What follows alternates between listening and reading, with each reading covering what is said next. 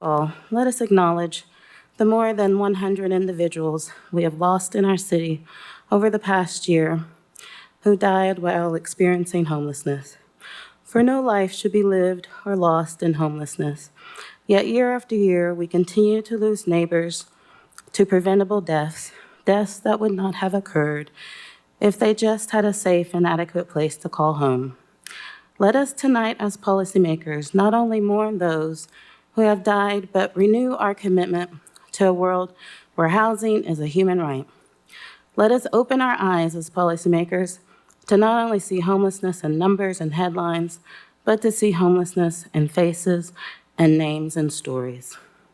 Let us recognize the urgency of this moment, the state of emergency that we are in, and all of our roles in addressing the call to prevent and end unsheltered homelessness in the city of Knoxville.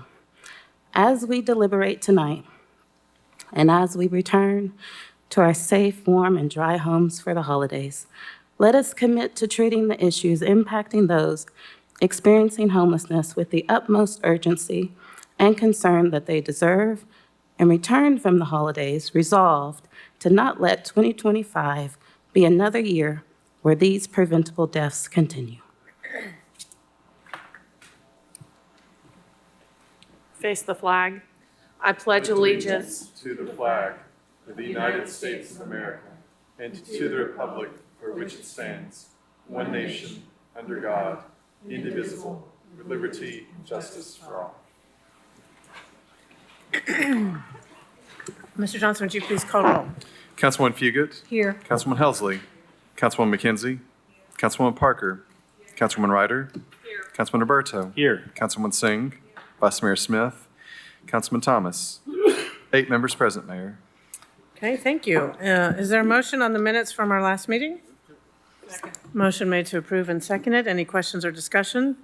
Seeing none, all those in favor, please say aye. Aye. Any opposed? Motion carries. Moving on to item 5, are there any items to be withdrawn from tonight's agenda? Are there any items to be postponed? Councilmember Thomas. Yes, Mayor, I have 2 items. The first is 12E, and that is a application for rezoning on the St. Mary's site. The applicant has requested to postpone that, and there's a similar action that's working its way through the Planning Commission, and we think it would be more efficient just to wait till that come up, and then we'll hear them both together. Okay, so motion to postpone item 12E for 2 weeks, or? No, they have asked for a date of February the 4th. Okay. Second. Okay, motion to postpone item 12E until February 4th. It's been made and seconded. Any questions or discussion? Seeing none, all those in favor, please say aye. Any opposed? Motion to postpone carries. Next, Mr. Thomas. Yes, item 12G, that is by agreement with the applicant. This is a situation that may have some issues, and we just simply want some more time to vet some of the issues there, and the agreed-upon date is January 21st. Second. Okay, motion's been made to postpone item 12G until January 21st. Yes. It's been made and seconded. Any questions or discussion? Seeing none, all those in favor, please say aye. Any opposed? Motion carries. Any other items to be postponed? Okay, are there any items requested to be added by motion? Is there a motion on the consent agenda? Motion made to approve and seconded. Any questions or discussion? Seeing none, all those in favor, please say aye. Any opposed? Motion carries. Time now for my mayor's report. Yesterday, Knoxville lost a true legend. Here and across the country, people are remembering Nikki Giovanni. Giovanni was a Knoxville native, one of the most celebrated poets in the country, and an inspiration to so many. I would like everyone to pause for a brief moment of silence before we move on with the rest of my report.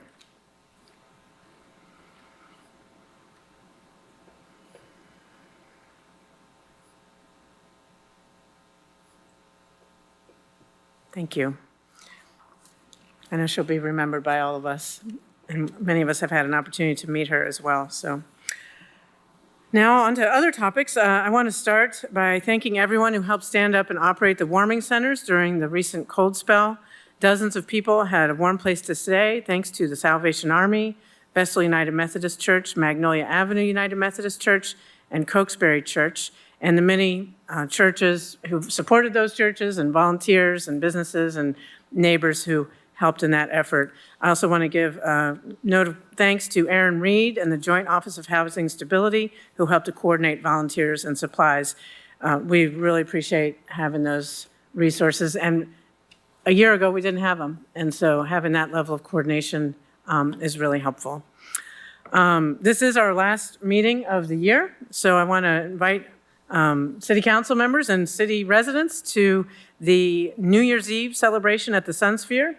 This family-friendly event will kick off at 9 p.m. with lots of free activities, including a silent disco, a DJ, live music, and of course the ball drop and a laser show at midnight. So hope to see you all out there. I think I mentioned this last time, but I know I'm going to need reminding, so I'm saying this to myself as much as you. Our city council meetings in January and February will take place next door in the small assembly room because of construction in this room. PBA hopes to have the work done by the end of February. We will keep everybody updated. And a reminder about our rules of decorum. Those who wish to speak either to a specific agenda item or during public forum should sign up with the city recorder before 4 p.m. Please do not use profanity, and when speaking to specific agenda items, please remember to stay on topic. Robert's Rules of Order state that remarks must be germane to the question ahead of the assembly. That is, statements must have bearing on whether the pending motion should be adopted. Those who fail to adhere to these rules may be ruled out of order and asked to step away from the podium. For those who are listening, please note, you may not disrupt a public meeting from the audience. Those who do may be asked to leave. I appreciate in advance everyone's respect for these rules. And that concludes my mayor's report. Are there any reports of council members or committees? Councilmember Thomas. Yes, briefly, I just wanted to make a comment about Miss Giovanni. If you ever had an opportunity to hear her read some of her poetry, it was quite an event, and she could actually light up and mesmerize a room. Absolutely. So she will be missed, but her writings will live on. So thank you. The second thing, Mayor, is since this is approaching the Christmas holiday, it's time to reflect a bit on Good Samaritans and people who do good acts the year round. And in the spirit of Christmas, I would like to give an account of something that happened in my district. I got an email not too long ago from a Mr. William Terry, and he talked about one of those Good Samaritan acts, and I'm just going to read the email as he wrote it, which pretty much explains it. At approximately 4 p.m. on March 18, 2024, my wife Terry and I were leaving our property located at 116 East Burwell. While approaching the intersection of Central Avenue and Springdale, we observed several people standing around an individual lying in the southbound lane of Central Avenue. One person was kneeling and attending to this individual who appeared unconscious. We were told that the unconscious person had overdosed, and the attending individual had quickly parked her car and began rendering aid. When she was informed that the unconscious person had overdosed, she retrieved a first aid package containing Narcan from her car. She quickly administered 2 doses of Narcan, and the victim regained consciousness. Soon after, the Knoxville Fire Department and an ambulance arrived. Had it not been for the quick thinking and willingness to act of Amanda Moore, the individual who overdosed may well have died. Amanda received the Narcan and training from the Needle Exchange located on Ayler Avenue. She works with the public and has witnessed overdoses when no help was readily available. Amanda has a big heart and compassion for all.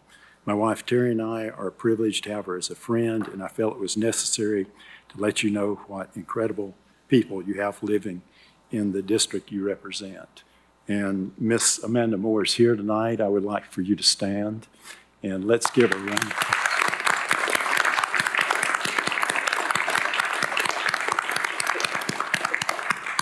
And that concludes my council report. Well, that's one of my favorite council reports of all time. Thank you, and thank you, Amanda, for saving your neighbor's life. Any other reports or updates from council members? Councilmember McKenzie. Thank you, Mayor. Just want to give a few announcements of activities and events that are going on in the 6th District. The first one is going to be Saturday. It's going to be Christmas in Burlington. This is an annual event. It will be Saturday from 2 to 5. Santa Claus will be there. There will be food, fun, games, crafts, pictures, music, vendors, and community resources, and everyone is invited to attend. Also on Saturday from 6 to 9 p.m., there will be blessings on Beale Street at Overcoming Believers Church. This is also an annual event. The theme this year is Candyland. I think all big and little kids would enjoy that. But it is a very fun event, arts and crafts. They also have community resources there. What's really special about this event is that each child that is accompanied by an adult will leave with one or more gifts for Christmas, and so everyone's invited to attend that. And then on next Tuesday, the 17th, the 5 Points Up organization will also have their Winter Wonderland at Walter Hardy Park. It'll be starting at 5:30. It will be a little bit different from what they've done in the past at Walter Hardy Park and also at Tabernacle. Everything will be outdoors, so we're hoping the weather won't be as frigid. Maybe we'll keep some warm temperatures, but they will also have a tree decorating there. The park will be lit up. There will be music, fun, and some community resources there as well. And so everyone is invited and welcome to attend. And I just hope everyone has a happy holiday. Thank you. Thank you. Councilmember Parker. Thank you, Mayor. I wanted to invite the community to the upcoming Homeless Persons Memorial Service, which will be held on December 19th at 6 p.m. This annual gathering is organized by the Knox County Homeless Coalition and will take place at Volunteer Ministry Center at 6 p.m. on Thursday, December 19th. All are welcome. Thank you. Any other reports from council members? Okay, seeing none, we'll move on to item 8. 8A is a resolution of the Council of the City of Knoxville re-electing Melissa Hatchett and Patrick Wolf and electing Anderson Olds to serve as members of the Industrial Development Board of the City of Knoxville. Move to approve. Motion made to approve and seconded. Council members, I want to publicly thank all those who have agreed to serve or who will be serving for the first time on this Industrial Development Board. Melissa Hatchett, Patrick Wolf, and Anderson Olds. If you are here, please raise your hand and let us thank you publicly for your service. Thank you.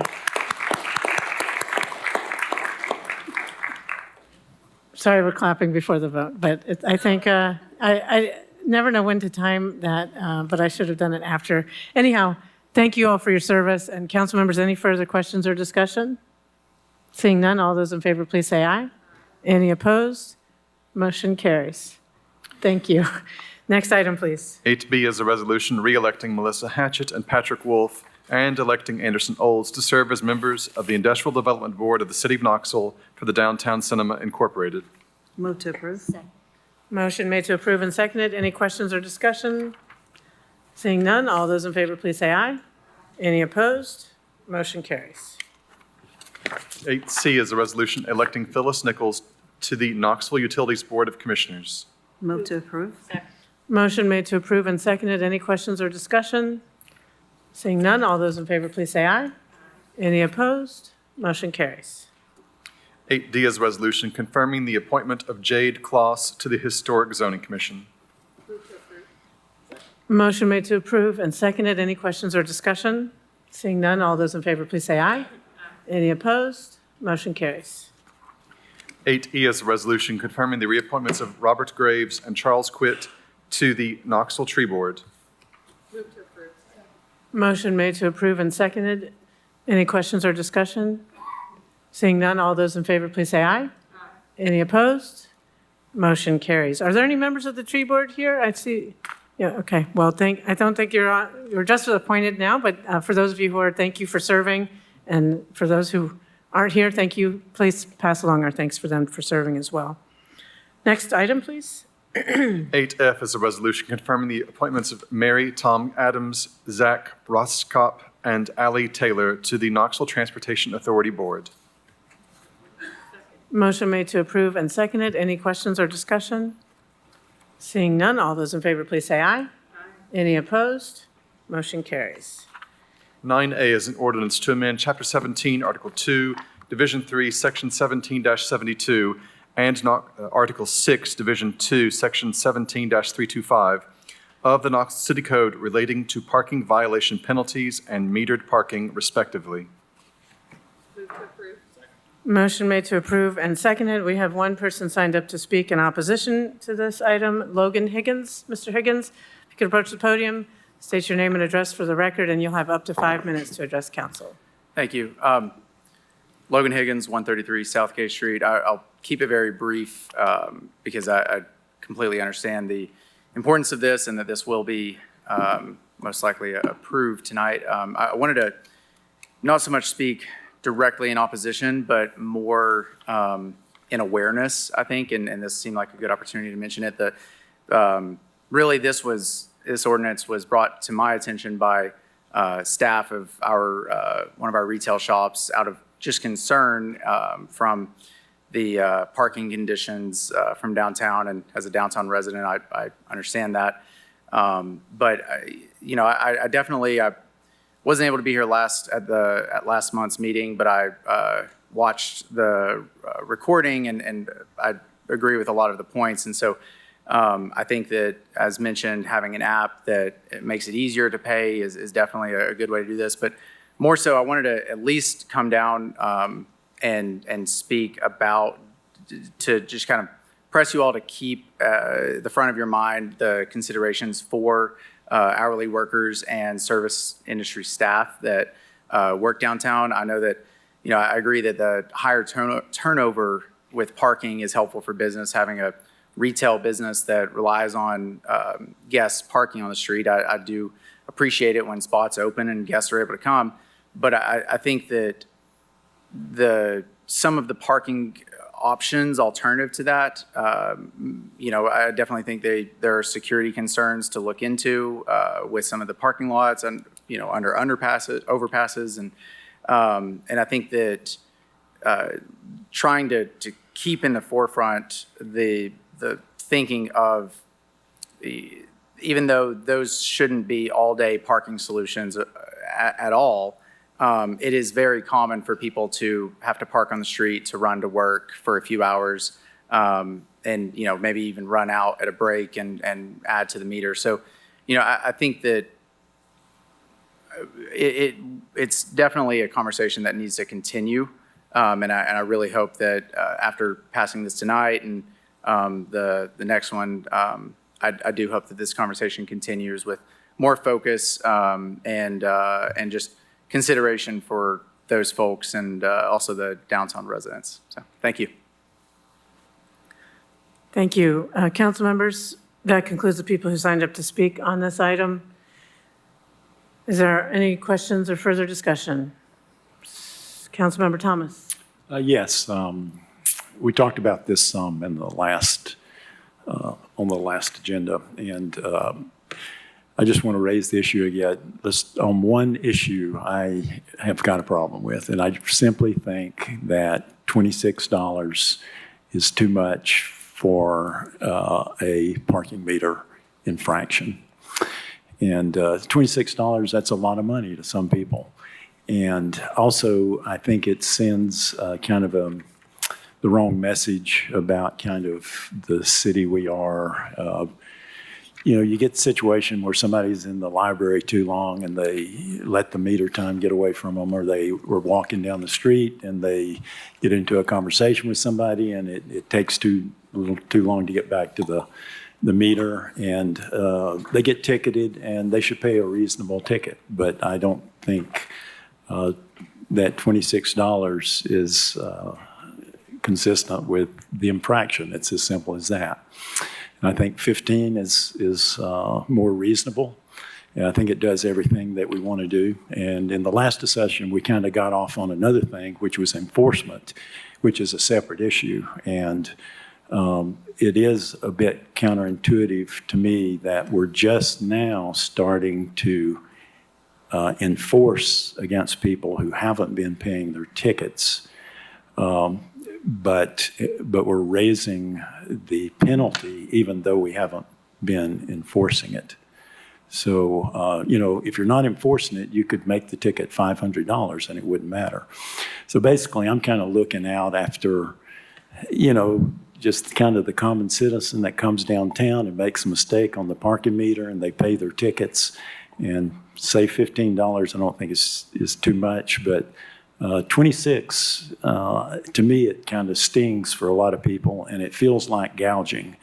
And I don't want our city to kind of slide into that where you make one of the lowest legal against the law infractions you can get and you feel like you're treated unfairly. So that's why I've got reservations about the 150% increase on the parking tickets as they are. And I would think that maybe a 50% increase would be more reasonable. Thank you. Councilmember Ryder. Yeah, so after our last conversation 2 weeks ago, when we discussed this, I went back and I looked at some of my old emails, because this was a point of discussion in 2021 with some constituents who were weighing in during our reelection campaigns, and they kind of brought this to our attention. And at that time, the information that I got from Mr. Emmett, who was really involved with downtown issues and downtown parking and such, what I noted from going back and finding my emails from Mr. Emmett is he said the major offenders and a lot of the tickets were not in the downtown area. And that was striking to me because obviously those emails were 3 years old and I didn't remember that factor. But I also was like, our conversation all revolved around downtown. And we talked about downtown and the impact on downtown employees and just people downtown. And it turns out that a lot of it is in the Fort Sanders area. And it's students who are using meters in those areas, not so much downtown meters, based on what the information I was given in 2021. So I thought that was striking and it was interesting because it was, different from our discussion points. I understand your concerns, Councilman Thomas, about, I have gotten tickets downtown because I didn't make it back to my meter. And so what I have found is in the cities where you have the option of paying online on an app, it alerts you and it tells you. And when I was in Charleston recently, it gave me multiple reminders. So I had a wide breadth of opportunity to pay to update and refresh my meter and avoid a ticket. So Ms. Ball, what is our time frame for changing our meters? And I know I've had extensive conversations with you and Mr. Rosenberg about kind of some of the impacts of the existing meters we have and everything. What is our plan for turning over the meters we have to get a better product that will be better for people parking at them? Thank you for the question. In the council workshop that we had back in November, where we were talking about the plan that we are working on, it's still very tentative. A part of that plan is we're hopeful to be able to roll out details this coming February. That's what we're hopeful to be able to do. Like a plan of when we would change those meters? Like to roll out the changes, we hope, in February. Okay. First quarter 2025, is the plan. Mm-hmm. Okay. And just as a note that I think some of you know this, the meters themselves are very, very expensive to maintain. They break all the time. So it's will actually be lower cost maintenance to, go to the app. And people can still pay cash if they don't want to download the app at our city garages or park for free in the places that are going to remain free. Okay. And if they don't want to download the app, we talked about this last time, there's a phone number to call or a way to do that through the visitor center. There'll be a phone number that they can call. Okay. There also will continue to take cash and cards at our garages. Okay. But the one thing that I learned from talking to you and Mr. Rosenberg was how faulty the ones with the coin system in them are and how much that actually costs. It's significant. They don't seem to stay online on our streets for more than just a few months before they are breaking again, and we're having to have the staff go remove them, put a new one in, and then, of course, we have to ship those off to have them repaired. So it is a time-consuming process as well as an expense. So we Significant spend an expense. exceptional amount of money processing the coins. Absolutely. Okay. All right. Thank you. Thank you. Councilmember Parker? Thank you, Mayor. Just in follow-up to some of the comments made, these policy proposals have come following the downtown parking study, but it is a change of our ordinances that would apply to any city-owned parking spaces. Not knowing that footprint, how might these changes impact the UT Fort Sanders area? The primary parking that the city has in the UT Fort Sanders area is specifically on-street. We don't own any garages or lots there. It's on-street parking. So it would be the same there as for the downtown area. And there are some longer-term metered spots in the Fort Sanders area, but I always thought those were UT spots. Does the city have any long-term metered spots? That is a really excellent question that I am not positive I know the answer to be perfectly honest. We have around 580 or so spots. I don't know that I know the division of long-term versus shorter term for those particular spots. Gotcha. Okay, thank you. Any other questions or discussion? Seeing none, all those in favor, please say aye. Any opposed? Motion carries 7-2. Next item, please. 9B is an ordinance amending Chapter 17, Article 2, Division 4, Section 17-98 of the Knoxville City Code, giving authority to municipal enforcement officers employed by the Public Building Authority to tow and impound any vehicle in violation of city code on public property. Move to approve. Motion made to approve and seconded. Any questions or discussion? Seeing none, all those in favor, please say aye. Any opposed? Motion carries. 9C is an ordinance amending Chapter 11 of the Knoxville City Code so as to adopt the 2024 edition of the International Fire Code, including appendices B, C, D, and O, with amendments, with an effective date of January 1, 2025. Motion made to approve and seconded. Any questions or discussion? Seeing none, all those in favor, please say aye. Aye. Any opposed? Motion carries. 9D is an ordinance to amend Chapter 13, Article 3, Division 1 of the Knoxville City Code to reflect changes to the processes of fee collection for non-residential waste collection services for the downtown Knoxville Alliance area, formerly known as the Central Business Improvement District. Motion made to approve and seconded. Councilmember Parker? Yeah, thank you, Mayor. I did have a few questions, if there's anyone who could. Yes, to this. Chad Weth is here, our Deputy COO. And it might also be for the law director.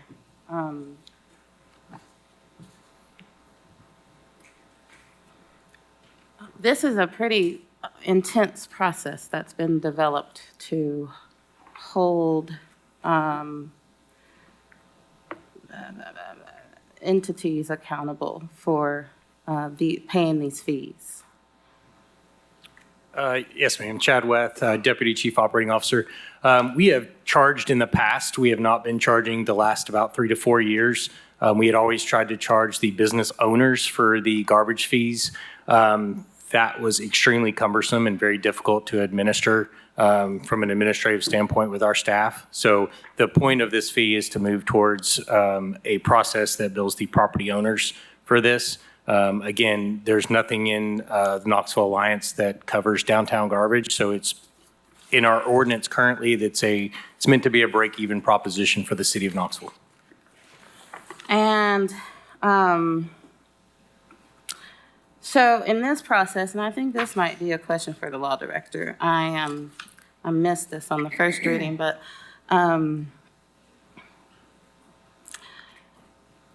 failure to pay these fees could result in a lien on the property. That's correct. And portions of it that concerned me were that any relief under this amended ordinance would have to go through the director and the law director. None of this would ever come back to city council if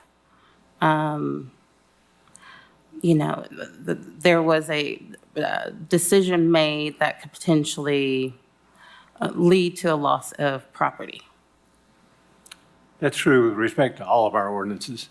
Once council has adopted an ordinance, it's up to the administration to enforce that ordinance. And typically that goes through the law director's office at some point in the process. That would be true of this as well. And I agree that we do have multiple processes that either city council has designated another entity to be that,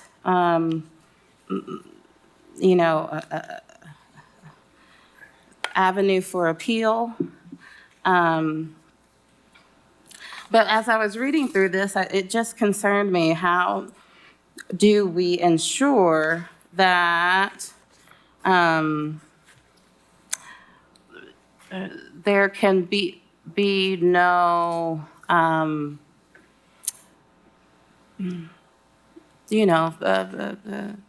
unfair decision-making done by the law director and the director of public works. Law director doesn't make the decision. The law director will pursue it through a court process, through a judicial process as necessary. And that's what I was looking for, but on the issue of, now I've gotten my papers all mixed up. A removal of the lien, a reconsideration of the lien. I have to find the paperwork to get the exact language that's in the ordinance. But that is a decision that can be made by the law director and the director of public works. It's true right now with regard to many of the efforts that we take to enforce our laws, and when we have to enforce a lien on property for blighted property or whatever it may be, there's a lien placed on the property for the purpose of we take over the work and do the work ourselves, and then we place a lien on the property for the value of that work. Sometimes during that process, it comes back to us to negotiate a release of that lien. And we can either pursue it through the courts or we can reach a settlement with the property owner. But if the property owner is not satisfied with the settlement that is offered through the law department, certainly they can pursue the legal process. Typically, they'd be worse off to do that, but they can. Mm-hmm. Mm-hmm. Councilwoman Parker, I would also add that they do have a right to appeal the public officer, which is not the public service director, if they wanted to. Mm-hmm. No, I appreciate that. It's just, these aren't really independent entities is what my concern is. So if an administration just decides they don't like a certain business owner, they don't, want a certain development to happen in a certain area, or I'm trying to think of ways that the city council could intervene to make it a fair and equitable process for all, and there's not some sort of discretion. But if in the ordinance we give that discretion, it seems that that's how it's going to work. Councilmember Ryder? Yeah, I just want to be clear on what we're voting on. Trash service has a fee to it. They'll pay the fee, and if they don't pay the fee, there'll be a lien against the property. Just like if we call codes and the city mows the property, there's a lien for the mowing cost. So these are services rendered and not paid, just like many other outfits that I might contract to do work for me, and they might put a lien against my private property, and it might be a corporate company, not the city of Knoxville. That's It's services exactly- rendered, not paid. Okay, thank you. It's a pretty routine thing. Councilmember Parker? I can clarify. What concerned me was the process for notice. There's only, from what I can read, only one mailing required to notify an individual of a lack of paying these fees, and then if they do not reply, I think it's within 2 months, these automatic proceedings occur. And I had concerns about, essentially what I was saying is, if there was any question of bias within the process, where else do they have an avenue of relief? And I do believe that's the court system, so I'm just going to leave it there for now. But it's the first time I've had an ordinance come before me that created such high penalties for lack of a payment, which could be, I don't know how much these services are, but it could be a $200 payment that then lack of payment puts a lien on your house. And similar to what we were talking about with the increase in parking fines, does the violation meet or warrant what we're prescribing in order for Public Works to be able to collect on these payments? It just seemed like the most extreme option. Of course, every time, there's a lack of payment when it comes to city services, the city might want to put a lien, but we have to question whether we want to go to such extreme circumstances. Any further questions or discussion? Seeing none, all those in favor, please say aye. Any opposed? Motion carries unanimously. Thank you. 10A is an ordinance to change the base zoning classification for property located at 6521 Vance Road from RN1 district to RN2 district, leaving all special purpose and overlay districts unchanged. Mohammed Abbas, Oost Properties LLC, applicant on appeal from a denial by the Knoxville County Planning Commission, 3rd District. Okay, council members, the appellee is here to speak in favor of this appeal. Mr. Abbas? Appellant, excuse me. You have up to 5 minutes to address council.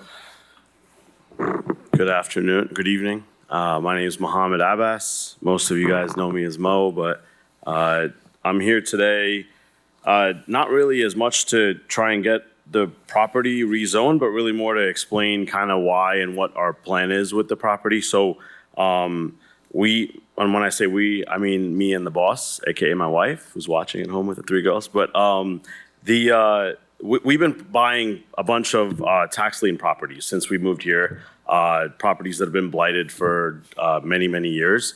And those properties are now past the point where they're, I guess I can't remember, redemption period. The redemption period has passed. And so now it makes sense for us to do stuff with it. So what we're trying to do with this property, and most of the properties actually we can do without rezoning, but the idea is to change all these tax lien properties which are blighted or have old slums and empty buildings on them and change them to Section 8 housing, and not the form of Section 8 housing where you have like an apartment building, but more single-family homes. So for this property, there's actually a parcel, 5 parcels to the east of this one, right on the same block, that has 4 residential, single-family homes on it currently. But when it was built, I guess was before the RN1 zoning was determined. So the reason why Planning Commission had to deny it, as far as I understand the rules behind it, is that they have to determine based on whatever the 1-year plan rule is. So that's the reason why they denied it. So they said, or the staff recommended that I come to speak before you and just discuss what I'd like to do. Right now, the property limits to 2 single-family homes. It's like just under the limit for 3 single-family homes. So my idea, or our plan with this property is to make it 4 single-family homes, split up the same exact way as the parcel 3 or 5 parcels to the east. I mean, in my opinion, I guess it would look the same as the other parcel down the street. I don't know if any of you have been to the parcel or the property, but the road is currently filled with kind of old mobile homes that are in poor condition. But our plan is to try and improve this property. I've already spoken to all of the neighbors that opened the door when I knocked, and I've left some notes at all their doors to call me. Only one has taken me up on that, but I've talked to pretty much everybody that was willing to speak to me. Everybody was in favor of it. They were actually excited to see something happen with it because it's been like that for, somebody told me 11 years, which is pretty impressive. So that's our plan. If it doesn't get approved today, it'll be 2 single-family homes. So the idea is, you know, we have a lot of property that KCDC is managing. I guess we're managing as Section 8 property with KCDC, and every single time we put a property on the market on the website, it gets picked up in a minute. Actually, yesterday we had a tenant who was homeless, and today she moved in. So you know, we're trying to help fix the problem, I guess, and that's what we're trying to do with this thing. So if you have any questions, I'll be here. Thank you. Council members, that concludes the people who signed up to speak on this. Councilmember Singh? I am in support of this appeal. As you were saying, just a couple parcels down, it already looks the same, and that's from old codes that we had at one time. So due to that, and it still falls under low density going from 1 to 2. So I move to approve the appeal. Second. Okay, motion made to approve the appeal has been made and seconded. Councilmember Ryder. Yeah, Ms. Brooks, could you tell us, so it was 13-0 at Planning Commission, which is mildly unusual. So just curious what the discussion was there. Sure, Amy Brooks, Knoxville County Planning. I also want to take the opportunity to clear up maybe some the statement regarding its inconsistency with the plans that have been adopted. So there really wasn't a lot of conversation at Planning Commission about this item. There was a couple questions of staff, and then there was a statement by one of the Planning Commissioners about concern of the difference in lot size that RN2 would allow based on what's currently already along this particular road. So there wasn't significant conversation about this particular item. I will say that the request is consistent with the 1-year plan and the sector plan. So it doesn't require a plan amendment to go from RN1 to RN2. Those are both, as Councilmember Singh said, allowed in the LDR. I'm happy to answer any additional questions. Councilmember Ryder? Yeah. Okay. Vice Mayor Smith? Thank you. Just a clarification for Mr. Abbas. You plan to do 4 single-family homes, is that right? Yes. Okay, I thought you said a different number earlier, but in the packet we have 4. Is 4 the right number? Yeah. Yes. The plan is, so currently we're only allowed to do 2, so we'd like to do 4. Right, okay. To match that property down the street, which also has 4. Right, okay, thank you. Councilmember Singh?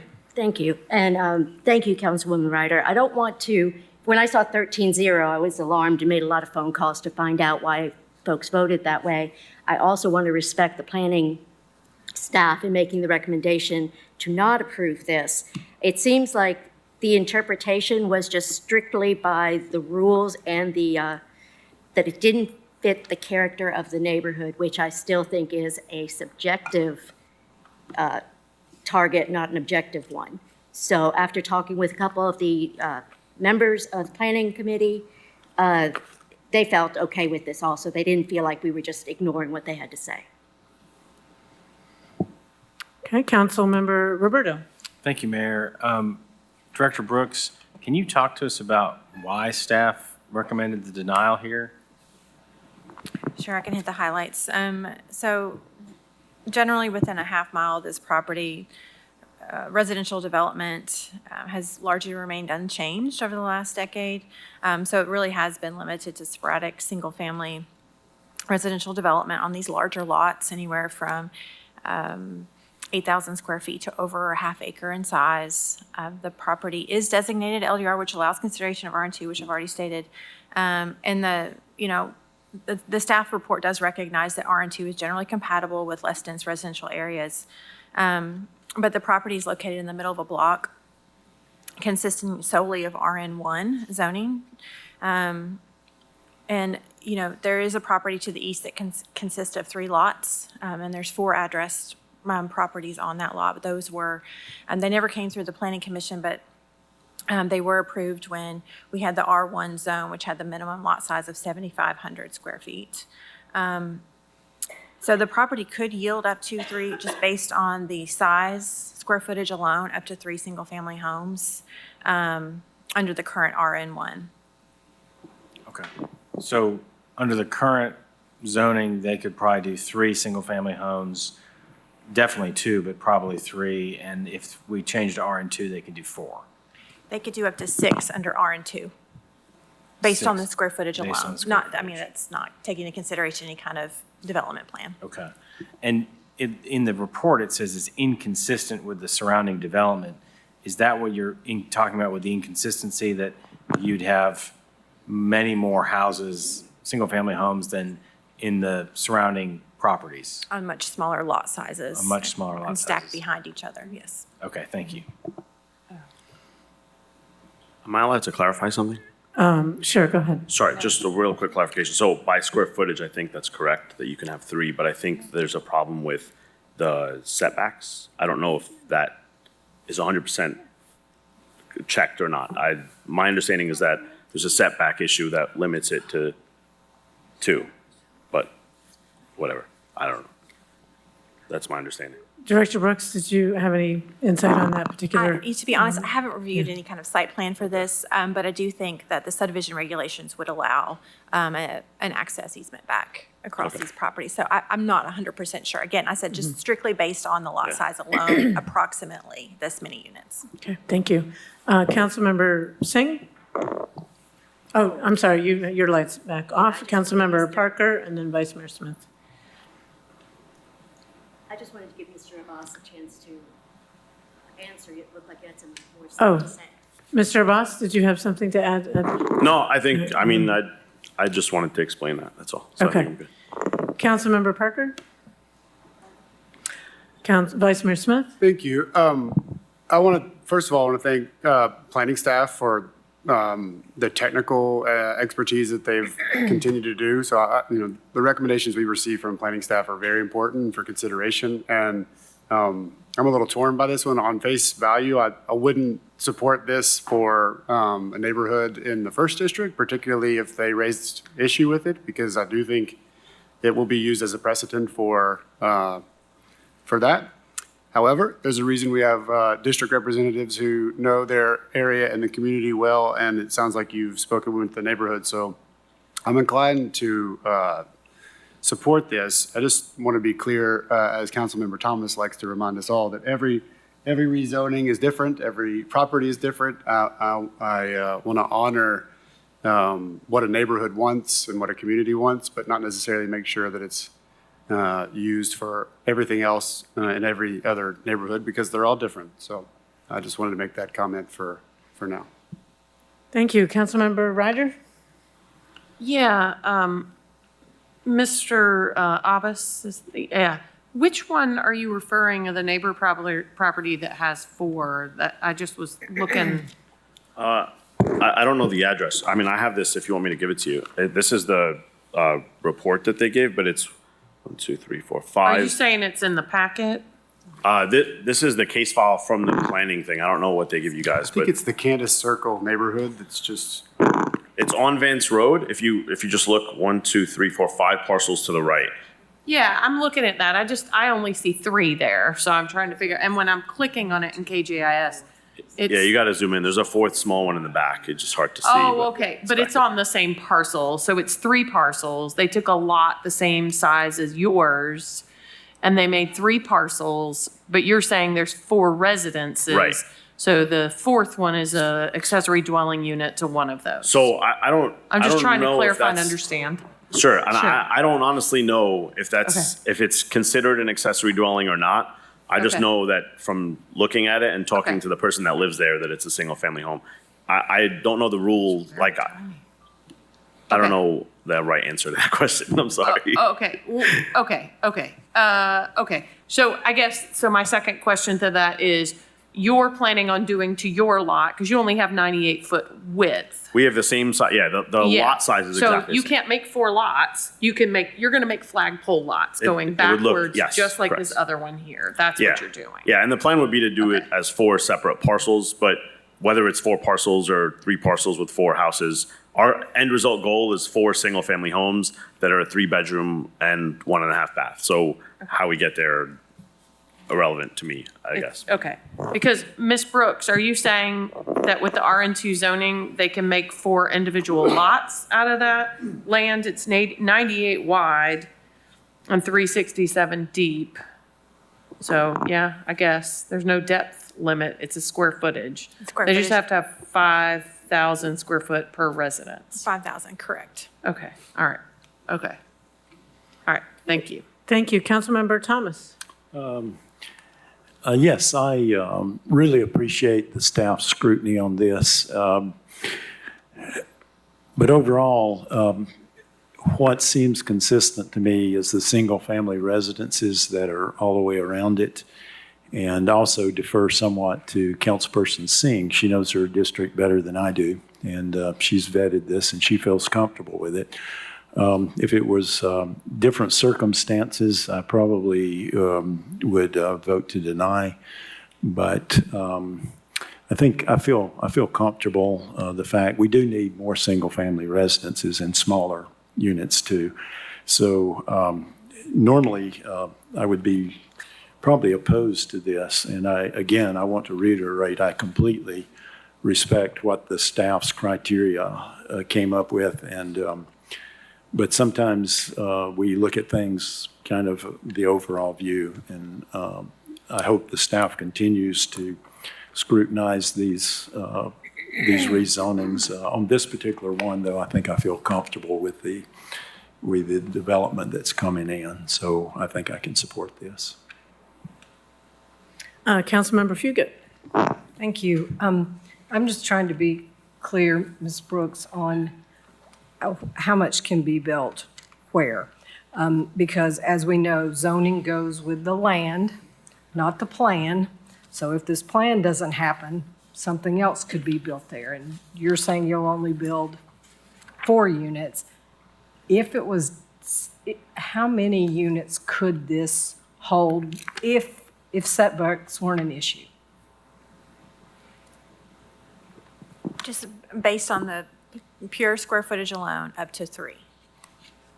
Oh, I'm sorry, if it's rezoned to RN2. If it's rezoned. Up to 6. But again, you have to take into consideration drives and things like that. Okay, so we're talking about 4, but if everything worked, it could be 6. But oftentimes that isn't what happens because setbacks. And Make that the not access to likely. Right. each individual property. Okay, thank you. I just knew I heard higher than 4. Thank you. Councilmember McKenzie. Thank you, Mayor. Ms. Brooks, I also want to ask you, in the packet, we only see 3 comments for this. Was there anyone else that maybe attended the meeting and spoke in support or opposition of this project? There was nobody else who spoke Okay, on this item. thank you. And I, like my colleagues, typically would not be in agreement per se with moving forward against a 13-0 denial. However, not hearing any additional comments from the community and trusting that Councilwoman Singh has done her due diligence, as I'm sure she has, and vetted this, I will be supporting it. Thank you. Thank you. Councilmember Parker? Thanks, Mayor. I remembered my thought. What stood out to me about this proposal, and I'm in support of the proposal, but what stood out to me was that in this section, where for months and months and months worth of city council meetings, we've had zoning requests accompanied with an explanation from the planning staff that conditions have substantially changed in our city due to an affordable housing crisis. But under this one, there doesn't seem to be any substantial changes that would warrant this development. And I wonder, what is the standard that planning is applying when lifting up affordable housing? Is it just within the missing middle part of town? Or is it including all properties within the city limits that we are viewing as, kind of open to rezonings because of our affordable housing crisis? Wouldn't you say our affordable housing crisis is a condition that's a substantial change for all of our city? I would say countywide and across the country, we obviously have a need for additional housing units, and we don't limit the discussion about to affordable housing to the middle housing discussion, because just because it's middle housing doesn't mean it's going to be affordable. Right, yep. So that's what struck me is we definitely have a need for affordable housing. This is a zoning change to RN2. The only difference between RN1, RN2 are lot sizes, so it seems it would fit well into this community, and we've already heard the plan even is to build single-family homes. So I'm definitely in support of it and hope that in some way we can get on the same page with planning moving forward, so that our development community knows what to expect from us and knows where to, that if they invest in a certain part of town, that they'll be able to move forward with helping meet our goal as a city of increasing our housing stock. I want to emphasize affordable housing stock. And that we aren't just targeting certain areas for approval for those rezonings. Thank you. Vice Mayor Smith? This is a procedure question. Mr. Frost, we don't typically approve too many appeals of planning. This would have a second reading, correct? No? No. It's not a, It's a rezoning, so it would be an ordinance change. We approved the appeal. There would be a second reading, correct? Yes. All right. Thanks.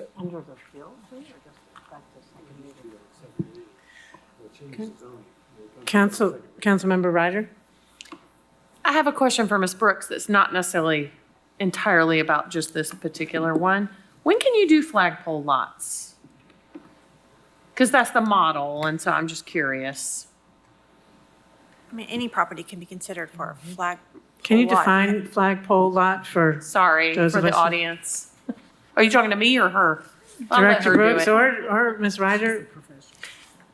Well, you want me to define it? Sure. So It's in our zoning code. It's defined, right? Yeah, so. Or maybe when- it's called something different. It is actually shaped like a flagpole. So it's a small access strip that allows you to act, and in particular for this property, it is a very deep property, and so it allows you to subdivide with the. 3 flags? Yeah, with 3 or 4, and it allows you to access I those see. deeper properties, if you were to subdivide them out. I'm not sure if that's a good explanation or not, but. Okay. Councilmember Ryder? Okay. I mean, I don't know. I may have more conversation with you at another time about it. So, okay. Councilmember McKenzie? Thank you, Mayor. Mr. Abbas, forgive me if I missed this, but on the reason for the appeal, you state here that your request is to develop property in the same manner as the adjacent property for affordable housing in KCDC Section 8 program. The 4 single-family homes will be built separately on the subject property. Are you stating that these homes will be Section 8 homes? Yeah, we only rent out to Section 8 tenants because it's important to us. Okay. I'm not sure who this question goes to, but if, in the event, and it may be a law director question, in the event that we were to approve this appeal, and for whatever reason, the direction goes not for KCDC, is there any recourse that we would have? Not saying that you would do that, but I'm just curious. No. Mr. Swanson, yeah, no. That was easy. I actually invited that at planning or to the planning staff because I was like, I don't care if you make me do that. I'm going to do that anyways. But they said it's not a possible way. Okay. Can I call Mr. Bentley to the podium, please?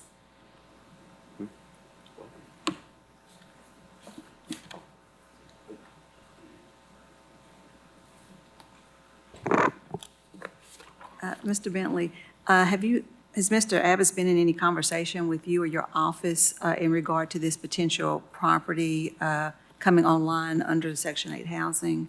There has not, but obviously we need more housing in that program. And also Mo has been a participant in that program on the landlord side. So we feel good that based on his track record and his history, that's going to continue through the new properties.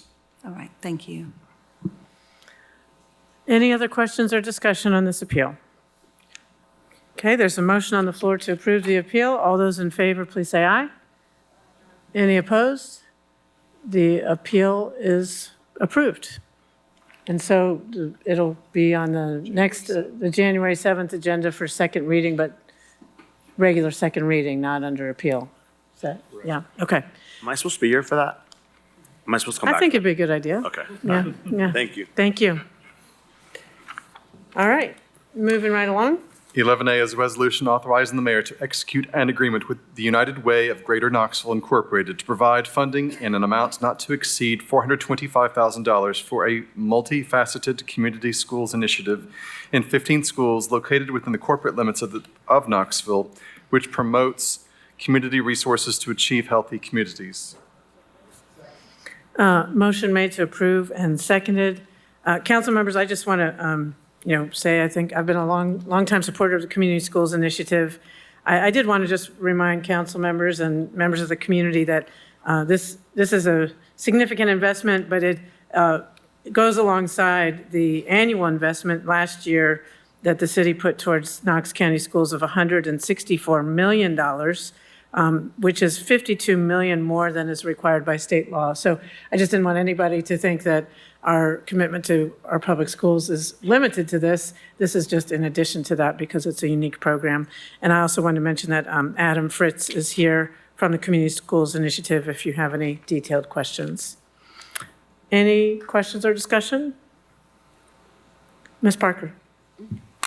Sure, I'd love to invite Mr. Fritz up to share with us how the transition in leadership at the United Way is impacting or not the community schools program. Well, what I would say to that is community schools. If you could just state your name and address. Sorry, Adam Fritz, Director of Community Schools with the United Way. What I would say to that is that community schools has been in existence since 2010. The initiative as it is currently operated has been in existence since 2012.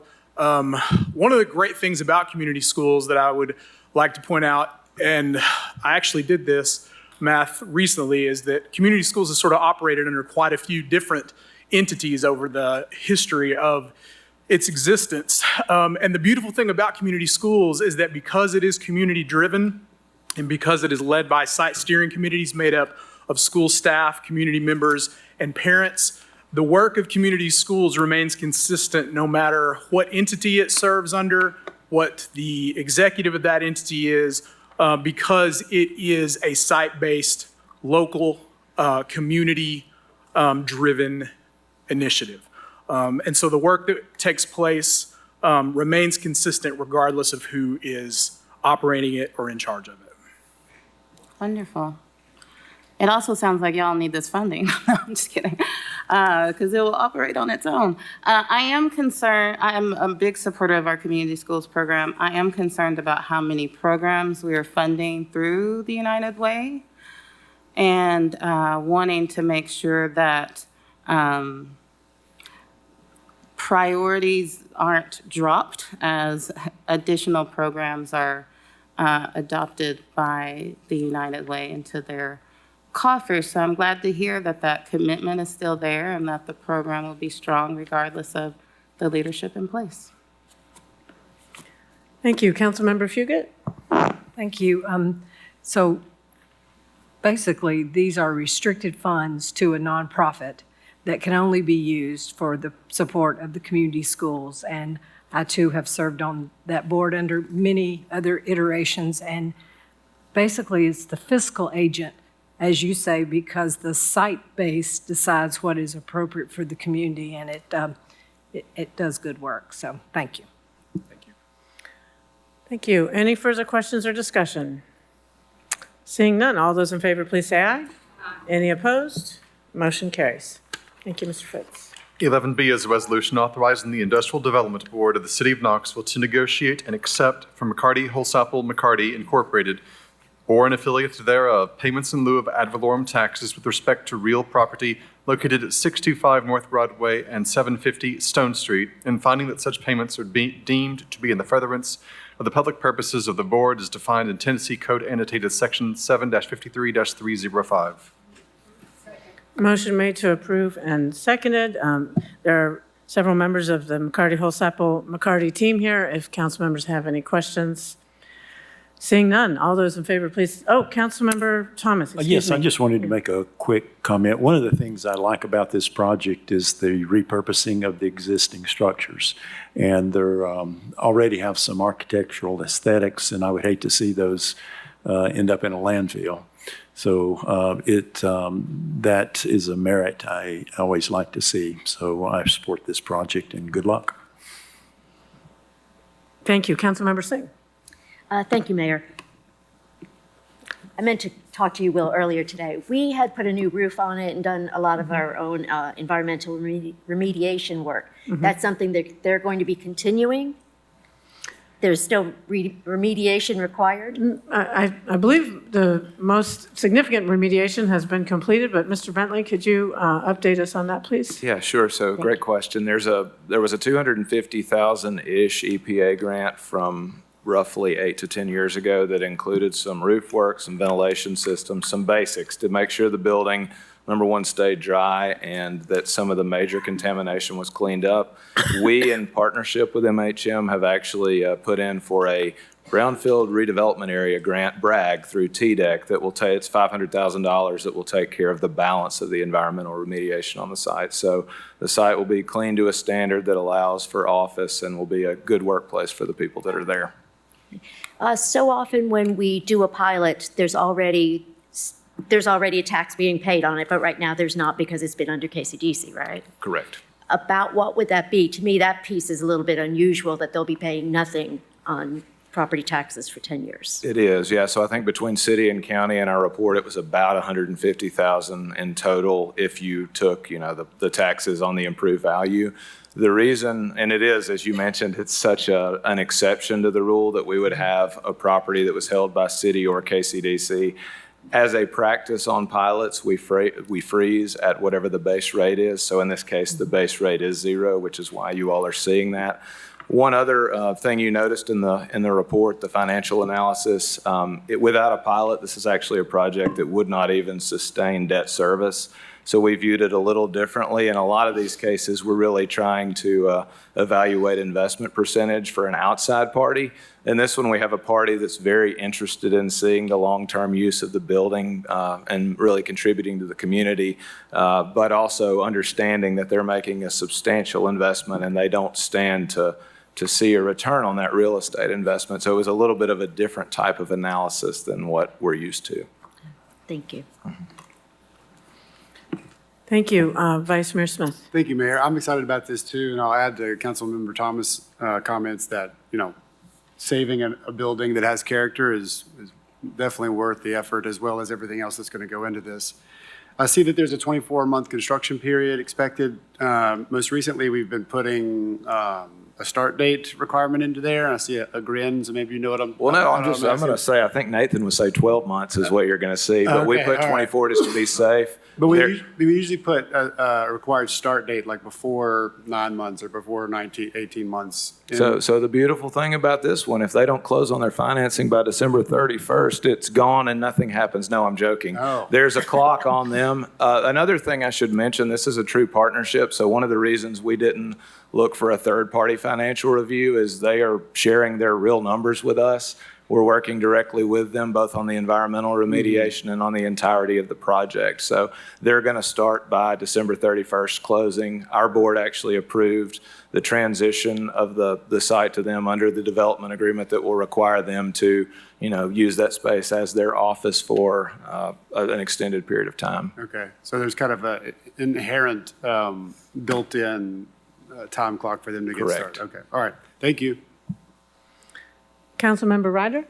Yeah, I didn't know if, I'm going to touch on the same thing. I don't know if Mr. Honeycutt wants to answer my question, but maybe Mr. Bentley does. I don't know if you want to talk about what your actual time frame might be. I'm excited to see this property come back into play because walking distance from it and walking by it quite frequently.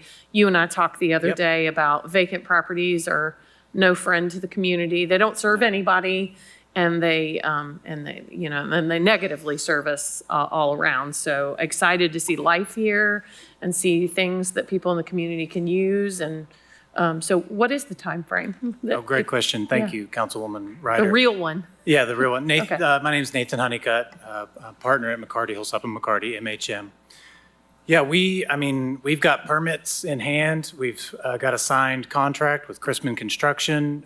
They're ready to begin January 1st. So, and the expected timeframe is to be open in September of next year. So, no, we're incentivized, we're prepared, and we're ready to move forward. We've got a great team behind us. And to your point, yes, we're excited about this project. To correct an earlier conversation, the building's been vacant for almost 30 years, and then the Stone Street property behind it for almost a decade. So, the building has its challenges, which fortunately, thanks to your all's leadership and KCDC's partnership as a village, we're able to overcome it and to bring this building back to life, and to do so not in a typical way, but to also hopefully make it a statement piece for the community, and to actually set some new kind of environmental standards going forward. I mean, we're pursuing, assuming tonight goes well, thanks to your all's partnership, we're not only able to bring the building back to life, but we're able to pursue LEED certification, well certification, and net zero for the building. So, it's because of its past, we feel like it's important that this building set, a new standard for environmental responsibility in Knoxville. And we're excited. We're excited to bring jobs to that area. We're excited to keep our business in a growing part of downtown and to contribute to Knoxville in a meaningful way through this project. So we just appreciate your all's partnership and the support of KCDC. Okay. Well, excited to see you guys there before some of us are off council. Yeah. Based on your absolutely. time frame. You're all invited to the grand Okay. opening next fall.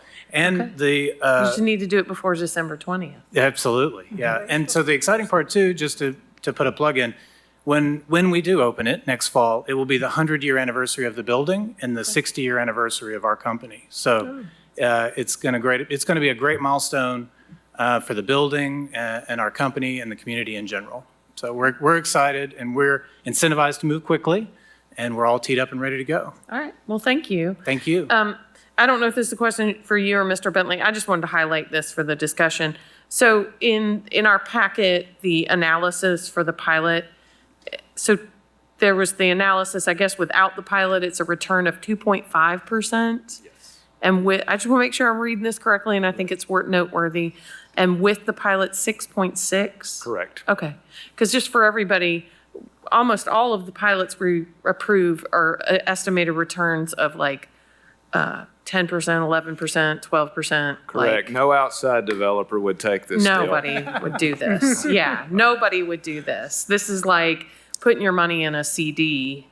Yeah. I mean, A labor of love. I mean, Yeah. yeah, it is. I think a labor of love is a great way to put it. I mean, we've been in the community 60 years and contributed in many ways. And we looked around at a lot of different options for our future home. And, our values are community, innovation, and sustainability, amongst other things. And we know that aligns with the city's values. And so, we saw this as an opportunity that meant more than money. And so, of course, we're investing in the community and we hope for a return and we expect a return, but this project has a higher calling for us and hopefully for the community at large. Transformative. Thank you. Thank you. Thank you, Councilwoman. Yes, thank you. I'm very excited about this as well. Councilmember McKenzie? Thank you, Mayor. Just briefly, this great conversation and dialogue that we've had around this project. What I will say is that, I'm excited to hear about the 60 years anniversary of your company as well. You do have a stellar reputation Thank in you. this city and abroad as well. And what I'll say is that what I've noticed in the time frame that I've sat on council is that you guys love a challenge. Yes, yeah, thank And you. I think that this is Yeah. going to be a really good one for you. And so we do appreciate the partnership of you working with KCDC and working very closely with Ben to be able to get this off the ground and to bring it before council. So Thank you. thank you And- guys and good luck to that. Well, and we appreciate that, but we cannot do this alone, obviously. A project like this takes all of us. It takes KCDC's wonderful leadership. It takes the state of Tennessee TDEC grant. It takes working with Knox Heritage on the federal historic tax credits and working with you all on the pilot program. I mean, just to make the project kind of feasible, it takes these kind of incentives. But we feel like as a collective, it's going to really pay benefits to the community to bring this building back and to bring a life to that block and to show people what's possible. Thank you. Thank you all. Thank you. Thank you, Mr. Honeycutt. Any Yeah. further questions or discussion? Seeing none, all those in favor, please say aye. Any opposed? Motion carries. Thank you. Thank you. 11C is a resolution authorizing the mayor to execute all documents necessary to transfer a small area of property located in the James White Parkway right-of-way back to the Tennessee Department of Transportation. Move to approve. Second. Motion made to approve and seconded. Any questions or discussion? Seeing none, all those in favor, please say aye. Any opposed? Motion carries. 11D is a resolution authorizing the mayor to execute an agreement with Superior Pavement Marking Incorporated in an amount not to exceed $150,650 for the 2024 citywide rumble strips project.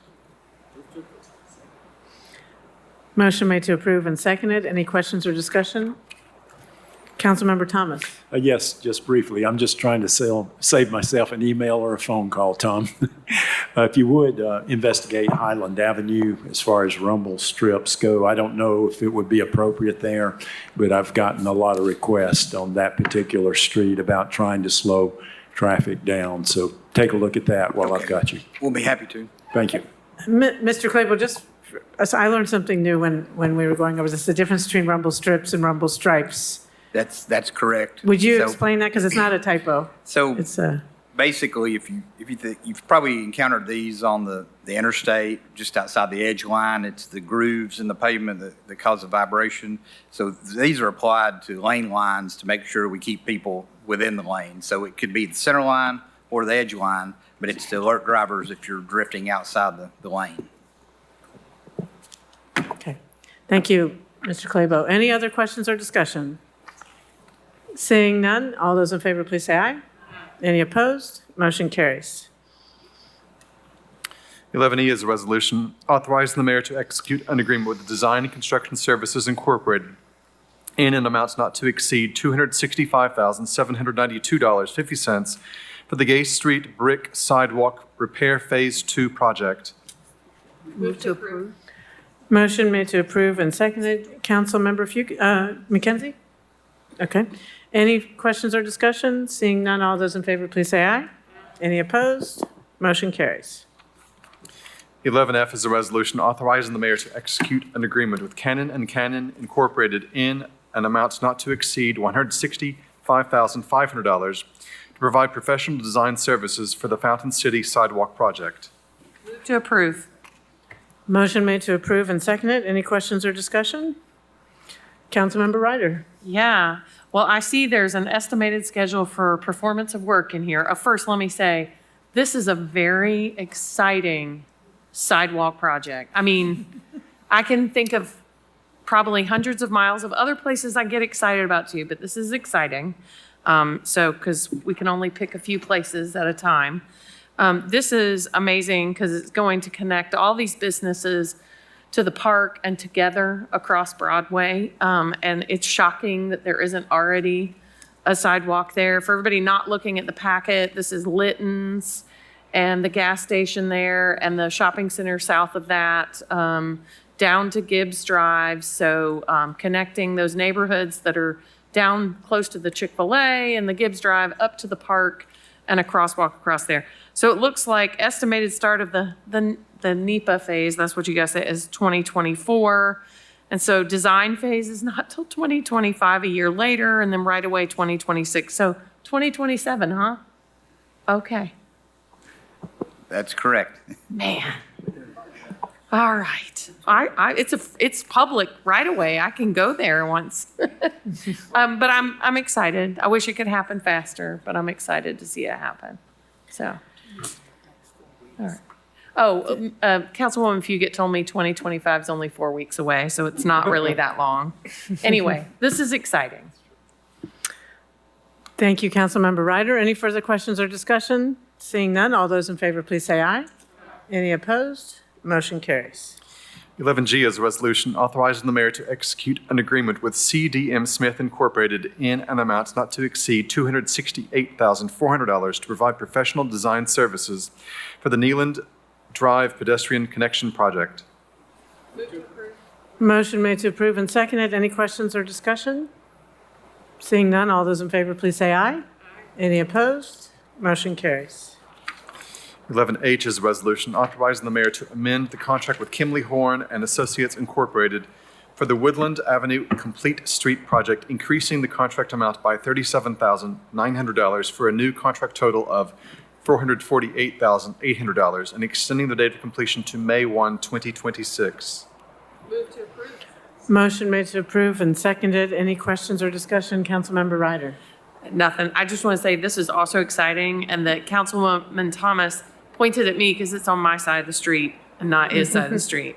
So I'm glad. I just noticed that, but yeah. Yeah, this has also been a long time coming, so good to see progress being made. Any further questions or discussion? Seeing none, all those in favor, please say aye. Any opposed? Motion carries. 11I is a resolution authorizing the mayor to execute any and all documents necessary to apply for and, if awarded, accept a grant from the U.S. Department of Homeland Security to provide funding pursuant to the Assistance to Firefighters Grant Program in the amount of $256,938 with a city match of 10%, which will be used to purchase fitness equipment needed for the Fire Suppression Division of the Knoxville Fire Department. Motion made to approve and seconded. If you have any questions, Deputy Chief Gary Compton is here from the Fire Department. Any questions or comments?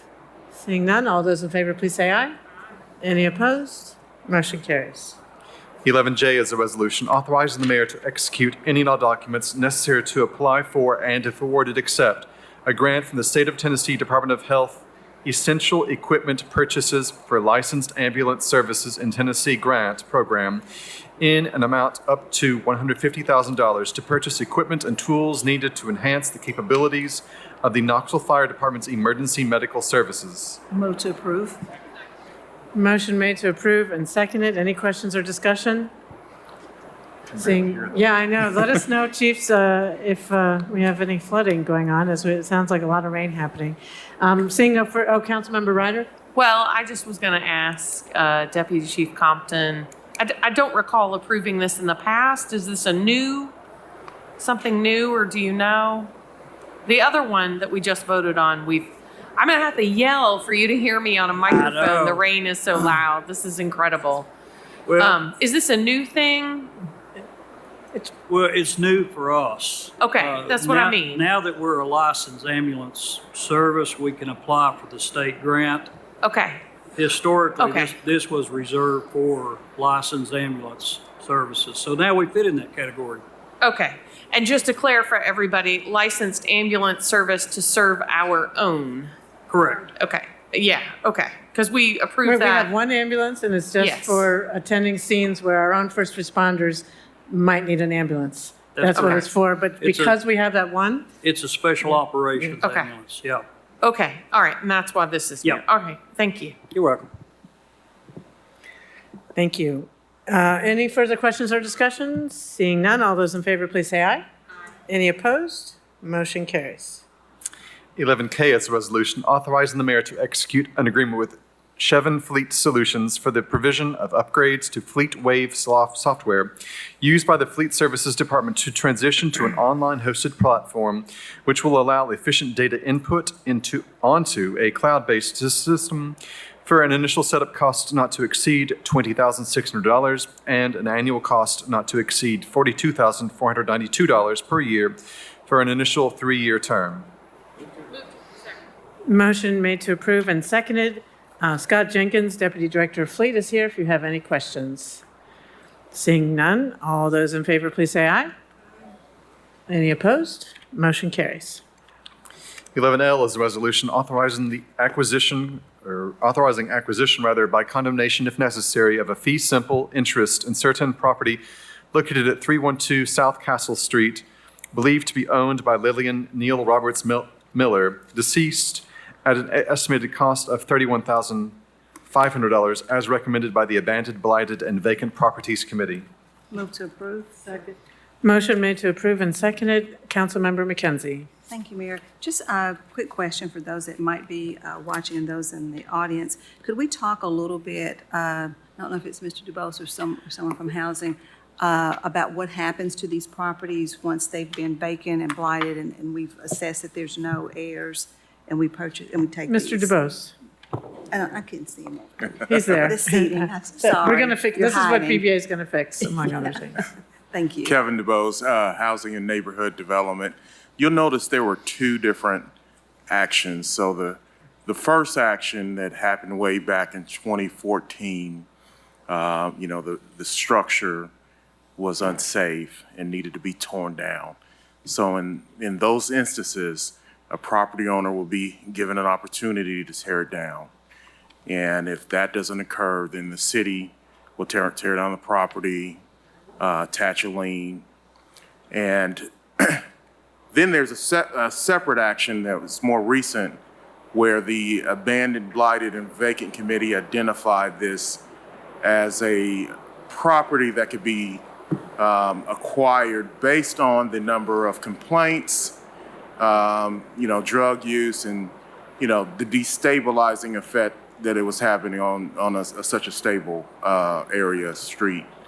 And so I will point out, there may be a question why such a long time. Well, it was believed that the property owner had heirs.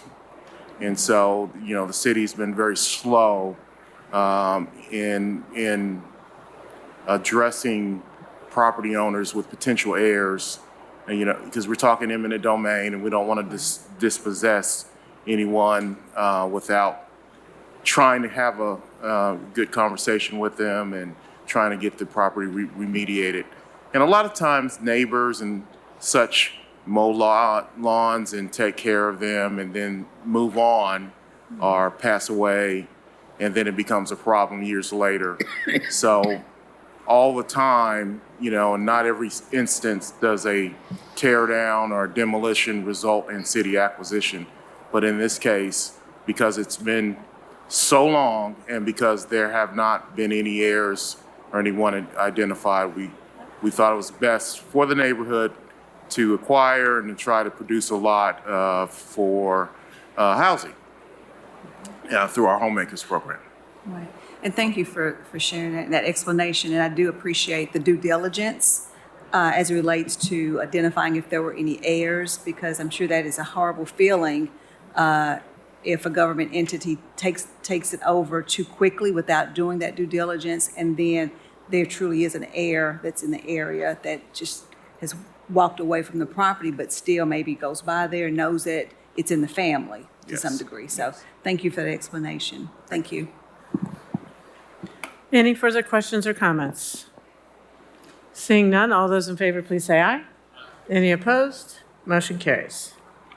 11M is a resolution authorizing the mayor to execute any and all documents necessary to apply for and accept a grant from the Department of Homeland Security as a subrecipient of the state of Tennessee in the amount of $137,500 pursuant to the 2023 state and local cybersecurity grant program to pay for multi-factor authentication software and network monitoring software, which will protect the city's network from unauthorized access.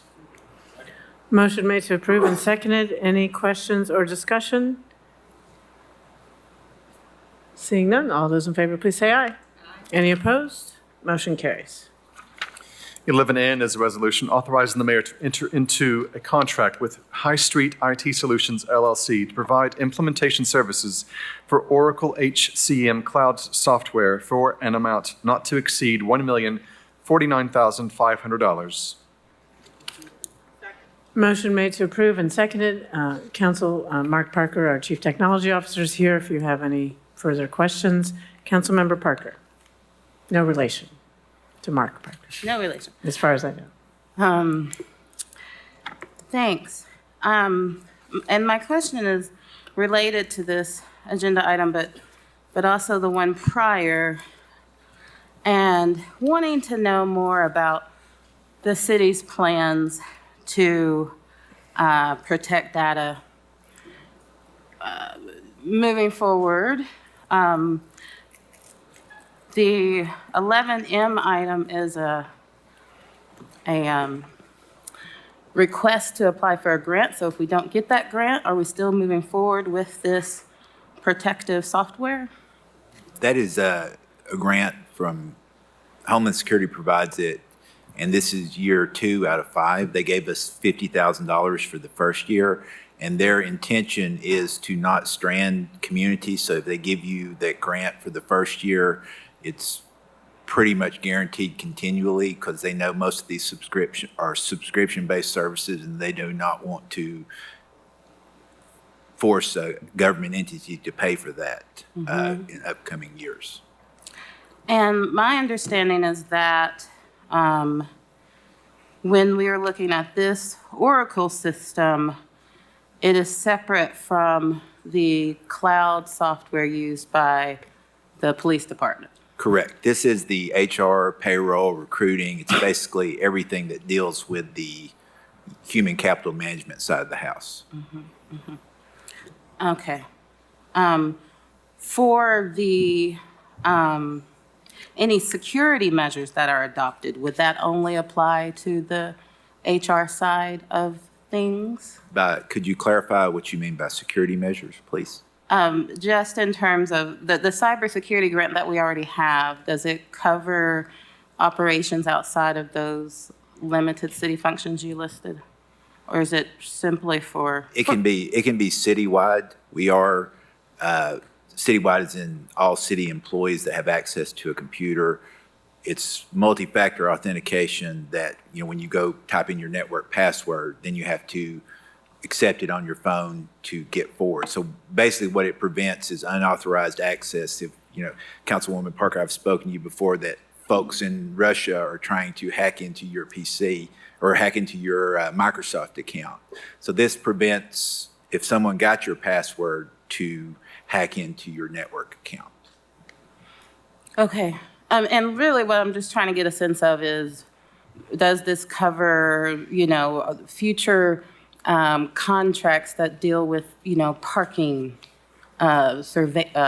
equipment that's used? That would all be separate? No, ma'am, that's all separate. Okay. All right. Thank you. You're welcome. Any further questions or discussion? Seeing none, all those in favor, please say aye. Any opposed? Motion carries. 11O is a resolution authorizing the mayor to file a grant application with the Tennessee Department of Transportation in the amount of $12,000 to provide funding to Knoxville Area Transit for fiscal year 2025 Urban Technical Assistance Program, and if such application is approved, to authorize the mayor to execute any and all documents to accept such a grant award. Motion made to approve and seconded. Any questions or discussion? Seeing none, all those in favor, please say aye. Any opposed? Motion carries. 11P is a resolution authorizing the mayor to execute an agreement with Fred D. Tony Thompson Jr. and Kim Adkins on behalf of the Capital Strategy Group LLC in the amount of $72,000 to provide governmental relations services for the city of Knoxville. Motion made to approve and seconded. Any questions or discussion? Seeing none, all those in favor, please say aye. Any opposed? Motion carries. Thank you, Ms. Atkins and Mr. Thompson, for being here with us this evening. We'll be in touch with the upcoming General Assembly convening. Next item, please. 11Q. Yes, 11Q is a resolution authorizing the mayor to adopt the principles set forth in the Urban Forest Master Plan to support efforts to ensure all Knoxville residents, now and in the future, have access to trees and green spaces and livable, healthy neighborhoods. Motion made to approve and seconded. Council, I just want to provide a little context to remind community members that this Urban Forest Master Plan was developed after significant community input in 2023. It was dozens of meetings. Many council members had the opportunity to attend some of those.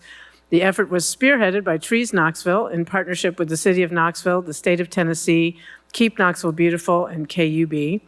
And this past weekend, the first of 1,500 new trees were planted, and these trees are important to increase shade cover, reduce the heat island effect, intercept storm water, which is timely, to prevent flooding and water pollution, and to improve the quality of life for all Knoxvillians. This plan, with your support, will help us increase Knoxville's tree canopy to 40% by 2040. Thank you to everyone who continues to work on this goal. There are some members of this effort who are here. If you could just raise your hand and appreciate your efforts, and thank you for being here. Are there any further questions or comments? Oh, there's several people signed up to speak on this. We'll start with Mr. Tom Wellborn. Mr. Wellborn.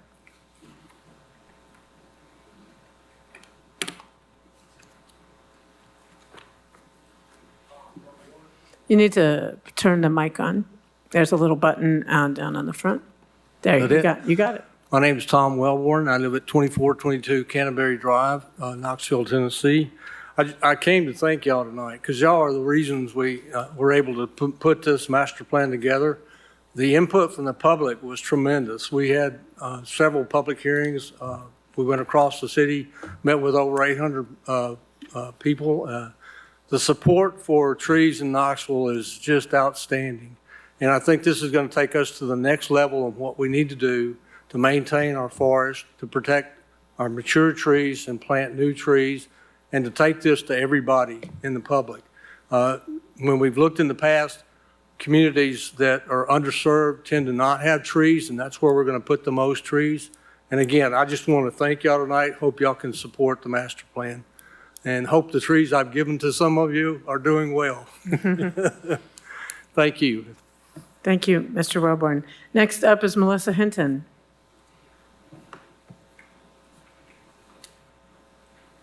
If you can start by stating your name and address for the record. I'm Melissa Hinton, 3839 Delwood Drive. I'm the Executive Director of Trees Knoxville, and I'm here to lend my support to passing the resolution for the Urban Forest Master Plan. I had a little bit to say, but the mayor actually summed it up perfectly of what we're trying to achieve with the Urban Forest Master Plan. So it was formally finished adopted in February of last year. Like Tom said, it was a community effort. It was data-based based on 2 series of canopy assessments from 2008 and 2018, and that kind of led the discussion of what the city wanted to see with its urban forest. So the 2 big partnerships with this was Trees Knoxville and the City of Knoxville. So I'm here representing the Trees Knoxville nonprofit, and like the mayor just said, we just had our first tree planting this Saturday at Harriet Tubman Park in Vine Middle School, where we planted 43 trees. And so we'll be planting 1,000 trees this year. Volunteers will plant about 350, and then we have some contractor money to plant the rest, and we'll give away 500 trees.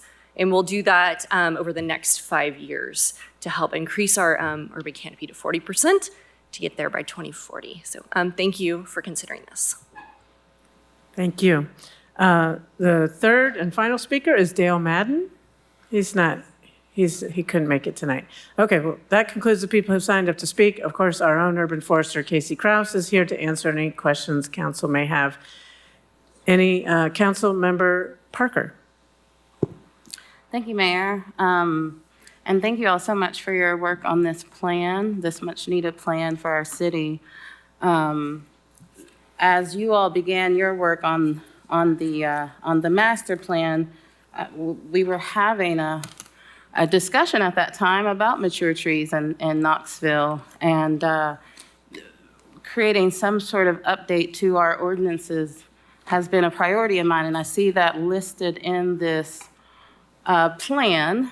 And so I wanted to see if there was a timeline in place or any ideas on next steps for when City Council might be considering new code and ordinance updates to help support this plan.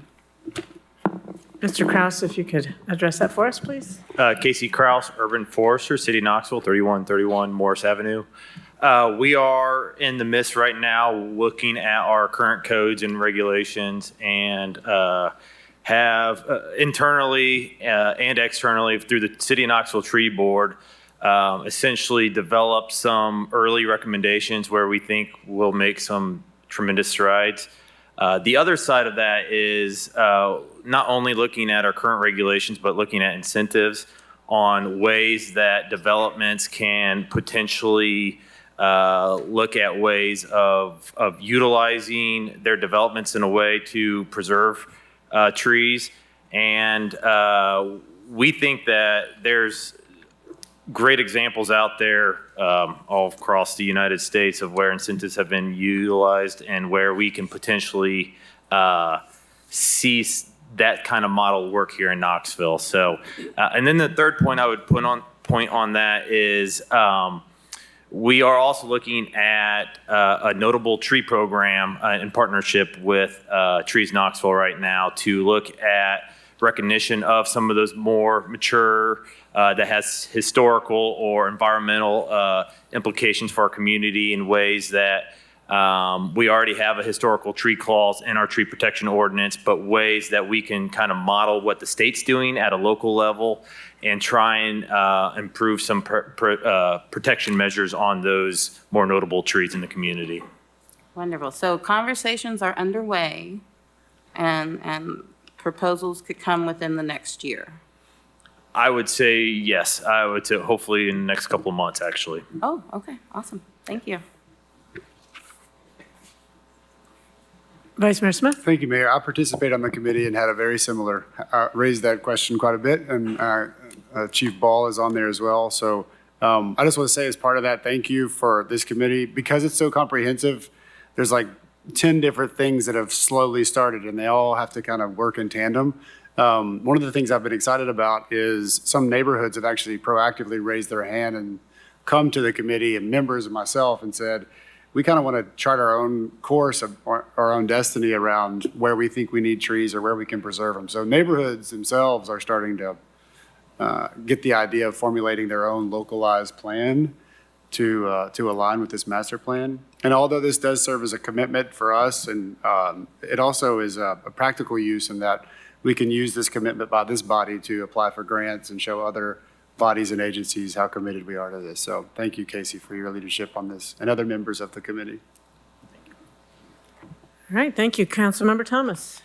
Yes, and Tom, the 3 pawpaw trees that you gave me are doing well. Thank you. Okay, seeing no further questions or discussion, all those in favor, please say aye. Any opposed? Motion carries unanimously. Thank you. 12A is an ordinance to change the street name of Patton Street to Willow Avenue between Willow Avenue and East Summit Hill Drive. City of Knoxville applicant, 6th District. Motion made to approve and seconded. Any questions or discussion? Seeing none, all those in favor, please say aye. Any opposed? Motion carries.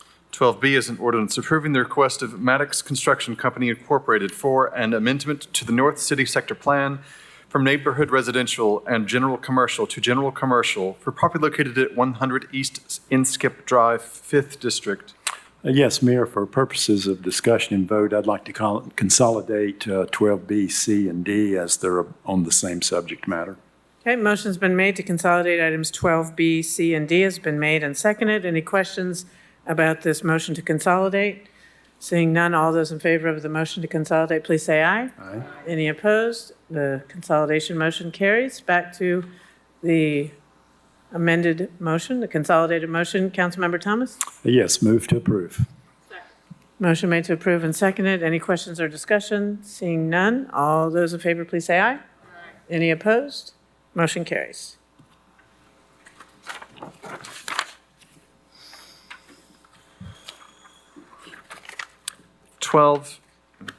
Excuse me. 12F is an ordinance to change the base zoning classification of property located at 7057 Pine Grove Road from CH1 district to IG district, from CH1 district and IG district to CH2 district. Sharon Thurner, applicant, 4th district. Motion made to approve and seconded. Any questions or discussion? Seeing none, all those in favor, please say aye. Any opposed? Motion carries. 12H is an ordinance to change the base zoning classification of property located at 8901 Kermit Drive from CH1 district to CH2 district. Tim Graham, applicant, 5th district. Motion made to approve and seconded. Any questions or discussion? Seeing none, all those in favor, please say aye. Any opposed? Motion carries. Okay, we'll move to public forum. We have 4 people signed up to speak at public forum. First person is Ms. Vivian Shipe. Ms. Shipe, if you could come to the podium, state your name and address for the record, and you will have up to 5 minutes to address council.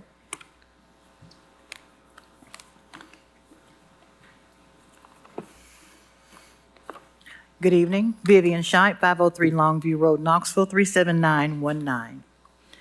Webster's defines a mock drill as a simulated emergency situation where people practice how they would respond in a real crisis, allowing them to test and improve their emergency procedures.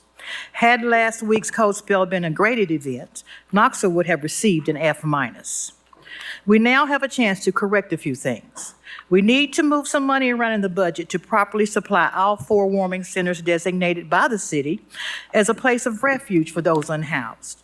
The centers are to be open until February 28th, and we need to plan and supply accordingly. It is not fair, nor is it feasible, to designate Carm as the pickup spot for the other warming centers. Even though Carm receives funding from the city, they were also on the news asking for donations to be brought to them also.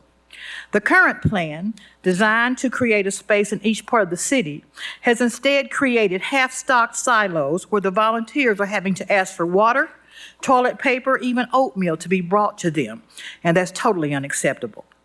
We see the reports of all the salt purchased in preparation months ago in anticipation of the coming winter months. Where was the preparation to provide a safe haven for the people you already knew would be in need?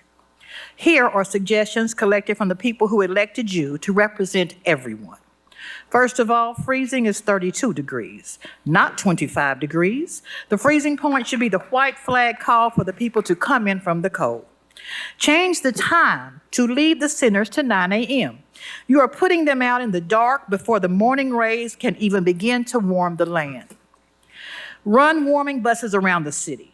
Picking up and dropping off to the centers, use our electric buses. You don't have to use any gas. Open the Coliseum floor. Lease the old Food City in the west, the old Kmart building in the north, or lease the old Greyhound building downtown. We can even purchase 20 by 30 tents to deploy and set up during the winter months to provide storage, to provide more space for those seeking refuge. We have 1,830 known homeless in this city. And to say we are at capacity or there is no room for you here and closing the door in the face of one in need is not what Jesus would do, even though it was done to him. Provide the funding directly to the locations who are running the warming centers and stop trying to tell them how to do the job they are best at doing. Make these recurring and unrestricted funds. The city does not have to control every penny given to entities. Give them what they need to get the job done. Finally, in the spring, when the budget is announced, let there be within the many pages of the promises made a section that funds a department specifically designed to not only prepare for the care and restoration of the homeless, but programs that are designed to rebuild lives. We have spent decades cutting off the feet of those trying to learn to walk again. Most recently, when we cast those back into the street who were working on rebuilding their lives. Next Thursday, we will hold a candlelight vigil for those known souls who died on our streets in 2024. To make those numbers decrease, we must be intentional and do more. It is time we offer real help to those who are willing to create space and work with those who want to rebuild their lives. That includes all the new homeless people on our streets due to a housing crisis not created by them. It is time to stop turning our heads, to stop putting a Band-Aid on a hole in the dam. It's enough. Thank you. Next person signed up to speak is Chris Patterson, retired firefighter Chris Patterson. Mr. Patterson?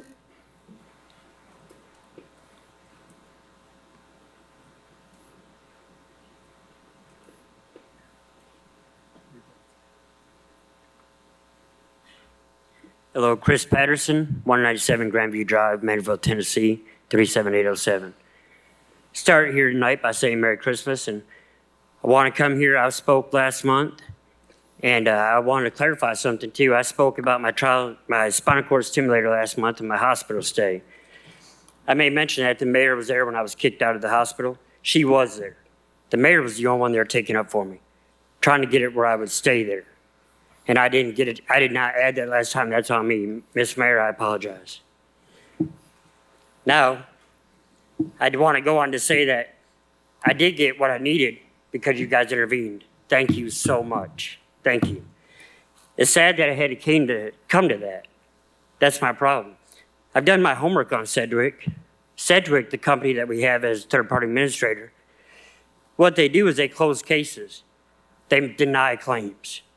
That's what they do. Since my last speech to you guys, I've had numerous retired and current city employees reach out to me. Same type treatment. Denied claims that they've had them for years, denied. That's what they do. I said last time I was here that we're better than this, and we are. You guys prove that. We are better than this. We do not need this company here. And if they're going to be here, continue to stay here, we need a committee, an oversight committee, made up of different departments, different ranks. Because I don't know if my problem's with Sedgwick. I hope it's not with city, with benefits department, with law department. I hope not. That leads me to believe it's Sedgwick. And by the stories other people have told me, it's the same thing. So we could get a committee together that would help the employees and possibly help you guys not having to deal with people like me standing up here complaining.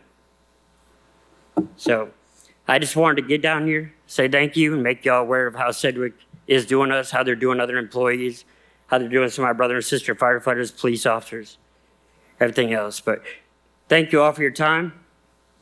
And I'm telling you, you guys don't know what it means to me, you intervening. That shows me that things can get done in a timely fashion.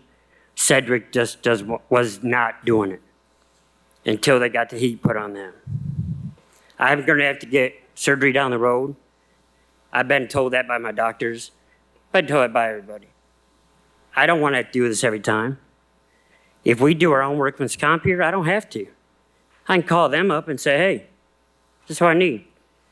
All roads, you call anybody in the city of Knoxville, and all roads lead back to Sedgwick. I reached out to the mayor the other day, thanking her, before I knew I was getting approved, telling her what was going on. And I also included Sedgwick in that email. Next thing you know, I get an email from Sedgwick stating, we know you have representation. I do have representation, but I'm allowed to represent myself as well. and make sure that my health is paramount to me and that I'm taken care of, first and foremost. But I'll leave it at that, but I want to tell y'all thank you. So thank you very much. Thank you, Mr. Patterson.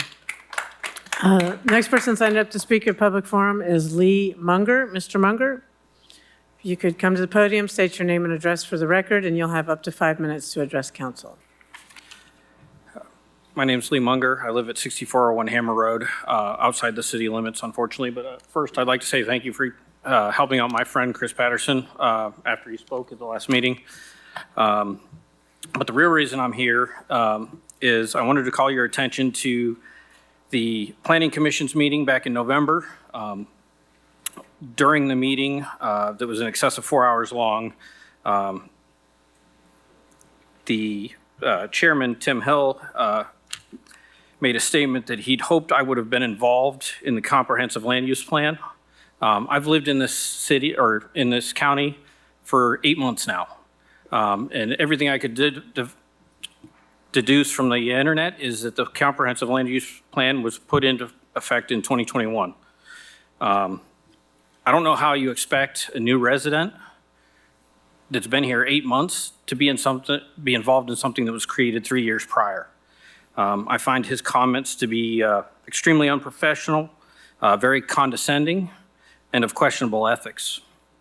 I would also call your attention that according to the website, there are 6 sitting members on the Planning Commission that have ties to the real estate development, and real estate finance worlds. This seems like a conflict of interest to me, especially considering I come from the finance and manufacturing accounting world. I don't know who has oversight of it. I do know, Mayor, that you appoint some of the members, and that the mayor of Knox County also appoints some, but I think there needs to be a little more oversight into what they're doing and what they're saying and how they're handling their business. Thank you. Thank you. Next, final person signed up to speak this evening is John Jenkins. Mr. Jenkins. Is John Jenkins present? No, Mr. Jenkins, no sign of John Jenkins standing up? Okay. Well, seeing that he's not here, without objection, this meeting is adjourned.